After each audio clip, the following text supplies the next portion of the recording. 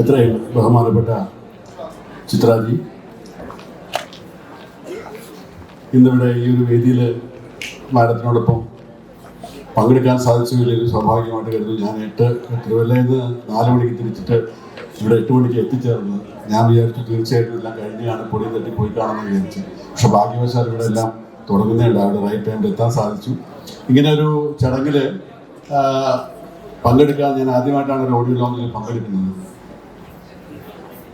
എൻ്റെ സാഹിത്യ സംഗീത യാത്രയിൽ ഇങ്ങനെയുള്ള അസുലഭ മുഹൂർത്തങ്ങൾ കിട്ടുക എന്ന് പറയുന്ന വലിയ ഭാഗ്യമാണ്. അതിന് ഞാൻ മുരളിയോട് കടപ്പെട്ടിരിക്കുകയാണ്. ഇതിലൊരു ഭാഗമാകാനായിട്ട് ചെറിയ തോതെങ്കിലും പരോക്ഷമായിട്ട് സാധിച്ചതിൽ എനിക്ക് വളരെ സന്തോഷം. ഇനിയും ഒട്ടനവധി സിനിമകളിൽ, ഒട്ടനവധി രംഗങ്ങളിൽ ഇതുപോലെ ഒരു സദസ്സ്, ഒരു വലിയ കരഘോഷങ്ങൾ മുഴങ്ങുന്ന രീതിയിൽ എത്തിച്ചേരുമെന്ന് ആഗ്രഹിക്കുന്നു. അതുകൂടാതെ സൈഗാൾ എന്ന ഒരു മഹാപ്രതിഭയെ സിനിമാ ലോകത്തിന് എത്തിച്ചു കൊടുക്കാൻ സാധിച്ചു എന്ന് പറയുന്നത് സിനിമയുടെ കൂടി പുണ്യമാണ്, സൈഗാളിൻ്റെ മാത്രമല്ല.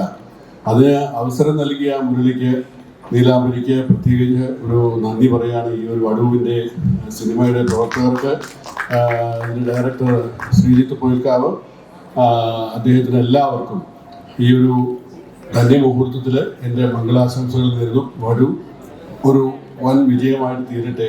ഈ കണ്ടത്തോളം ചെറിയ മണത്തിരികൾ കണ്ടപ്പോൾ തന്നെ വളരെയധികം സന്തോഷം. അപ്പോൾ ആ മഹാസിനിമ എന്തായാലും തീർച്ചയായിട്ടും നന്നാവും. എല്ലാവരും കാണുക.